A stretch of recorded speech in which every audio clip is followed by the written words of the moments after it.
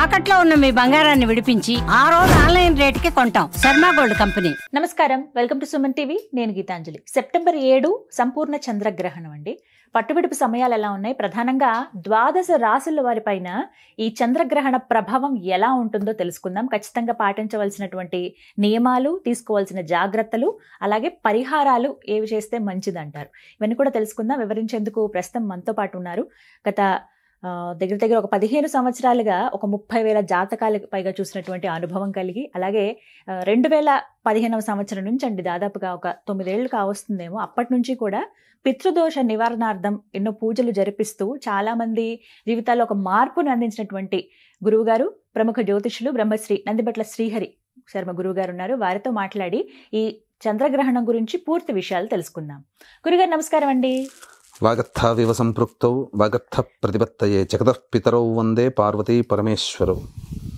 ఆదిత్యాయ చ సోమాయ మంగళాయ బుధాయ చ గురుశుక్ర శనిభ్యశ్చ రాహవే కేతవే నమః. శృంగేరి జగద్గురు పీఠాధిపతులకి, కంచి పీఠాధిపతులకి నమస్కారములు తెలియజేసుకుంటూ కార్యక్రమాన్ని ప్రారంభిద్దాం. గురుగారు, మరి రాశులు అందరికంటే మొత్తం ఈ ద్వాదశ రాశుల వారికి ఎలా ఉంటుందో తెలియచేశారు. లగ్నం ప్రధానం అన్నారు.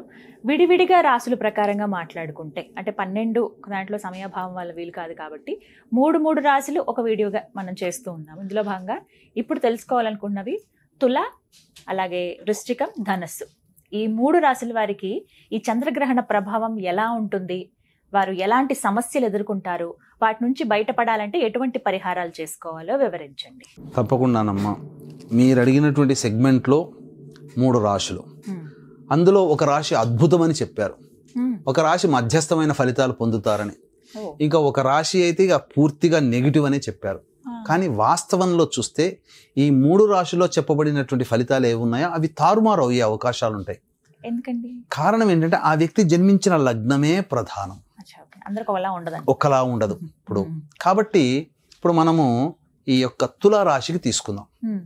తులారాశికి గ్రహణ ప్రభావం వల్ల తులారాశిలో పుట్టినటువంటి వ్యక్తులకు ఏం చెప్పబడి ఉంది? మధ్యస్థమైనటువంటి ఫలితాలు అని చెప్పబడి ఉంది. అయితే వాస్తవంలో గనక చూసుకున్నట్లయితే మేష లగ్నము, వృషభ లగ్నము, కన్యా లగ్నము, ధనుర్లగ్నంలో పుట్టిన వ్యక్తి తులారాశిలో జన్మించినట్లయితే, ఆ వ్యక్తి తులారాశికి చెందిన వాడైతే మధ్యస్థమ ఫలితాలు అన్నాను కదా, ఇంకొక 25% యాడ్ చేసుకోవచ్చు. 75% శుభ ఫలితాలు పొందుతాడు. ఇదే తులారాశిలో జన్మించినటువంటి వ్యక్తి మిథున లగ్నము, అలాగే ఇంతకుముందు చెప్పినట్టుగా మేష, వృషభ, కన్య, ధనుర్లగ్నంలో అన్నాను కదా, 100% వేసుకోవచ్చమ్మా, అందులో సందేహమే లేదు. 75 కాదు. ఇక మిథునము, సింహము, తుల, మకర లగ్నాలలో పుట్టి తులారాశిలో గనక జన్మిస్తే మధ్యస్థమ ఫలితాలు అన్నాం కదా, మధ్యస్థమానికి ఇంకొక 25 యాడ్ చేసుకోవచ్చు. 75% శుభ ఫలితాలు పొందుతాడు. కానీ ఇదే తులారాశిలో జన్మించిన వ్యక్తి కర్కాటకము, వృశ్చికము, కుంభ, మీన లగ్నాలలో గనక జన్మిస్తే 25% మాత్రమే శుభ ఫలితాలు పొందుతాడు. ఇప్పుడు చెప్పండి, ఈ తులారాశి వారికి అందరికీ ఒకే రకమైన ఫలితాలు ఉంటున్నాయా? ఉండవు. అలాగే వృశ్చిక రాశి వారికి ఏం చెప్పబడి ఉంది? అద్భుతం అని చెప్పలేదు, పూర్తిగా నెగిటివే చెప్పారు, అర్ధాష్టమ సంబంధించినటువంటి దానిలో. కానీ ఇదే వృశ్చిక రాశిలో జన్మించిన వ్యక్తి మేషరాశి, మేష లగ్నము, వృషభ లగ్నము, కన్యా లగ్నము, ధనుర్లగ్నంలో గనక పుట్టిన వ్యక్తి అయి ఉండి వృశ్చిక రాశిలో గనక జన్మిస్తే ఆ వ్యక్తికి 50% శుభ ఫలితాలు కలుగుతాయి. అందులో సందేహం లేదు. చెప్పిన విధంగా పూర్తి నష్టం ఏమీ ఉండదు. అదే విధంగా ఈ సంబంధించినటువంటి వృశ్చిక రాశిలో జన్మించిన వ్యక్తి మిథున లగ్నము, సింహ లగ్నము, అలాగే తులా లగ్నం, మకర లగ్నంలో కనుక పుట్టిన వ్యక్తి అయితే 75% వాళ్ళకి మంచి జరుగుతుంది. అందులో ఏమాత్రం సందేహం లేదు. 100% కూడా మంచిగానే జరుగుతుంది. అందులో ఏం ఇబ్బంది పడాల్సిన అవసరం లేదు. కానీ కర్కాటక లగ్నం, వృశ్చిక లగ్నం, కుంభ లగ్నం, మీన లగ్నంలో పుట్టిన వ్యక్తి వృశ్చిక రాశిలో కూడా పుట్టి ఉంటే మనం చెప్పినటువంటి విధంగా సంపూర్ణముగా అశుభ ఫలితాలు పొందుతాడు. వీటి వరకు మరి ఇక ధనుర్లగ్నంలో చూద్దాం. ధనుస్సు రాశికి మనం వచ్చినట్లయితే ఏం చెప్పబడి ఉంది? ధనుస్సు రాశిలో అద్భుతాలు చూస్తారు, ఇక అన్ని విధాలుగా విజయాలు అని అంటారు. కానీ ఎవరికి దక్కుతుంది విజయాలు అని అంటే, ఏ వ్యక్తి అయితే మేష వృషభ లగ్నాలలో, కన్యా ధనుర్లగ్నాలలో జన్మించి ధనుస్సు రాశి అయితే 100కి 100% శుభ ఫలితాలు పొందుతాడు. ఏ వ్యక్తి అయితే మిథున లగ్నము, సింహ లగ్నము, తులా లగ్నం, మకర లగ్నంలో జన్మించి ఉండి ధనుస్సు రాశిలో జన్మిస్తాడో ఆ వ్యక్తికి ప్రధానంగా 75% మాత్రమే శుభ ఫలితాలు పొందుతాడు. ఏ వ్యక్తి అయితే కర్కాటక లగ్నం, వృశ్చిక లగ్నం, కుంభ లగ్నం, మీన లగ్నంలో జన్మిస్తాడో ఆ వ్యక్తి ధనుస్సు రాశిలో జన్మించినటువంటి కారణం చేత 25% మాత్రమే శుభ ఫలితాలు పొందుతాడు. ఇది చెప్పబడి ఉంది. కాబట్టి ఇంత విన్న తర్వాత నిజంగా చెప్పండి, ఈ చెప్పినటువంటి అన్ని రాశుల్లో అందరికీ చెప్పిన విధంగా శుభము, అందరికీ అశుభము, అందరికీ మధ్యస్థంగా ఉంటుందా? ప్రధానంగా లగ్నాలు ప్రధానమమ్మా. రాశుల కన్నా లగ్నాలే ప్రధానం. మరి ప్రభావాలు అన్నారు కదండి, ఎలాంటి సమస్యలు వస్తాయి సాధారణ తెలుసుకోవచ్చా, గుర్తించవచ్చా ఇది ఖచ్చితంగా గ్రహణ ప్రభావమే అని? తప్పకుండానమ్మా. ఇప్పుడు తులారాశిలో అనుకున్నారనుకోండి, సంతానం వలన ఇబ్బందులు, సంతానం మూలకంగా ఖర్చులు పెరగడం, అలాగే ప్రధానంగా చూసుకుంటే శత్రు సమస్యలు కూడా పెరగడం. వృశ్చిక రాశి వారికి వాహన ప్రమాదాలు చోటు చేసుకోవడం, తల్లిగారి ఆరోగ్యం పట్ల శ్రద్ధ వహించాల్సి రావడం, ఎంత పని చేసినా సంతోషం లేకపోవడము, అలాగే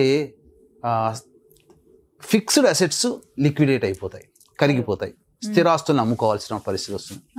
ధనుస్సు రాశి వారికి గొప్పగా ఉందని చెప్పినా కొన్ని లగ్నాల్లో జన్మించినటువంటి కారణం చేత సోదరీమణుల మధ్య విభేదాలు, తెలిసిన వారితో విభేదాలు, అలాగే ప్రధానంగా డబ్బులు అప్పుగా ఇచ్చేసి నష్టపోవడం, రాని బాకీలుగా ఉండడం, ముఖ్యంగా ఒక్క మాటలో చెప్పాలంటే ప్రతిదీ సమస్యగా ఉండడం, అనుకున్న పని జరగకపోవడం, అశాంతిగా ఉండడం, అలాగే ఉద్యోగాలు కోల్పోవడం, వ్యాపార వృత్తి నష్టాలు కలగడం, శుభకార్యాలు అనుకున్నవి వెనక్కి వెళ్ళిపోవడం, ముందునయ్యి వెనకగోయి అన్నట్టుగా ఉంటుంది. ఈ యొక్క పరిస్థితులు కార్తీక మాసం మొత్తం వరకు కూడా ఉంటాయమ్మా. అప్పటి వరకు చూస్తాం. మరి పరిహారాలు ఏమన్నా ఉన్నాయా గురువుగారు? వీటికి ఏం చేసుకోవచ్చు అంటారు?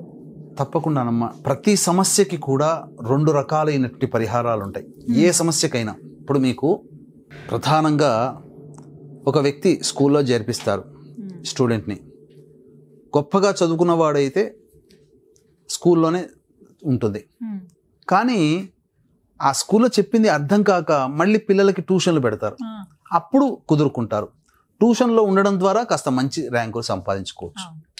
అలాగే ప్రతి సమస్యకి ఇది సంబంధించిన దైవికమైనటువంటి సమస్య. ఈ సమస్యకి దైవ పరిష్కారము, మానవ పరిష్కారము అనేటువంటిది చేసుకోవాలి.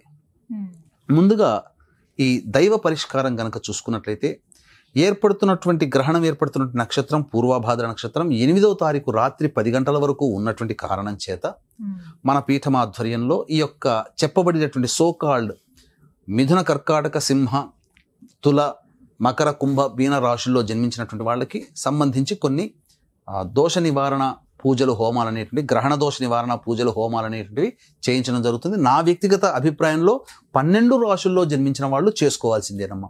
ఈ కార్యక్రమంలో, గ్రహణ దోష నివారణ కార్యక్రమంలో నమోదు చేసుకోవడం ద్వారా శక్తిపాతము చేయబడినటువంటి కరుంగలి మాల ఇవ్వడం జరుగుతుంది. సాయంత్రం 6 గంటలకు ప్రారంభమవుతుంది. కాబట్టి ఆ 8వ తారీఖు సాయంత్రం 5 గంటల లోపల మీ గోత్రనామాదులు నమోదు చేసుకోవచ్చు. కేవలం 108 మందికి మాత్రమే అవకాశం ఉంటుంది. కాబట్టి ఫస్ట్ కమ్ ఫస్ట్ బేసిస్గా చేసుకోవచ్చు. ఇక మానవ పరిహారాలు ఉన్నప్పుడు ఆ గ్రహణం సమయం అనేటువంటిది పట్టు 9:57 రాత్రి 7వ తారీఖు, మధ్యరాత్రి 1:27 విడుపు. ఈ సమయంలో పట్టు విడుపు స్నానాలు ఆచరించి ఆ మధ్య సమయంలో కులదేవత ఆరాధన, ఇష్టదేవత ఆరాధన, గురువుగారు ఇచ్చినటువంటి మంత్రోపదేశము, ఇవి పూర్తిగా పురస్చరణ చేసుకోవాలి. ఉదయాన్నే లేచి కాలకృత్యాదులు తీర్చుకున్న తర్వాత ముఖ్యంగా ఒక మట్టి పాత్ర కానీ, కాంస్య పాత్ర కానీ, ఇత్తడి పాత్ర కానీ సంపాదించుకొని అందులో వెండి చంద్రబింబము, సూర్యబింబము, నాగబింబము వేసి అవి మునిగిపోయేంతగా ఆవు నెయ్యి వేసి, తదనంతరం కిలోంబావు బియ్యము, కిలోంబావు మినుములు, అలాగే కొన్ని నల్ల నువ్వులు మరియు శ్వేత వస్త్రం, బ్రాహ్మడు కట్టుకునే వస్త్రం, ఇవి ఒక చాటలో వేసి దానిపైన విస్తరాకు వేసి, ఆ విస్తరాకు మీద ఈ యొక్క పాత్ర, అనగా ఆవు నెయ్యి బింబములతో కూడుకున్నటువంటి పాత్ర పెట్టి బ్రాహ్మణుని దగ్గరికి వెళ్ళైనా కానీ, లేదా బ్రాహ్మణుని ఇంటికి పిలిపించుకొనైనా కానీ సంకల్పం చెప్పుకొని తదనంతరం బింబ దర్శనం చేసుకోవాలి. అందులో తన ముఖాన్ని ఆవు నేతి కానీ లేదా నువ్వుల నూనె కానీ వేసిన దాంట్లో ముఖాన్ని చూసి తదనంతరం బ్రాహ్మడికి దానం చేయాలి. ఒకవేళ బ్రాహ్మడికి దానం తీసుకోలేని పక్షంలో దేవాలయంలో దీపారాధనకి వాడవచ్చు. ఎక్కడైనా కానీ ఆ పాత్రలో ఒత్తివేసి దీపారాధన చేయవచ్చు. ఇక ఈ సంబంధించినటువంటి వెండి బింబము, సర్పబింబము, వెండి చంద్ర సూర్య సర్పబింబాలని బ్రాహ్మడికి ధాన్యంతో సహా దక్షిణ ఇచ్చి దానం చేయడం, స్వయం పాకము కూడా బ్రాహ్మడికి దానం చేయాలి. ఈ విధంగా చేస్తే సంపూర్ణముగా గ్రహణ దోష నివారణ జరుగుతుంది. అలాగే అవకాశం ఉంటే మంత్ర పరిహారంలో భాగంగా 8వ తారీఖు రోజున మన పీఠమాధ్వర్యంలో జరిగేటువంటి కార్యక్రమంలో నమోదు చేసుకోవచ్చు. లేదా మీ చుట్టుపక్కల ఎక్కడ ఈ కార్యక్రమాలు జరిగితే ఈ గ్రహణ దోష నివారణ కార్యక్రమంలో మీరు పాల్గొనవచ్చు. చక్కగా వివరించారు గురుగారు, ధన్యవాదాలండి. సర్వం శ్రీ ఉమామహేశ్వర పరబ్రహ్మార్పణమస్తు.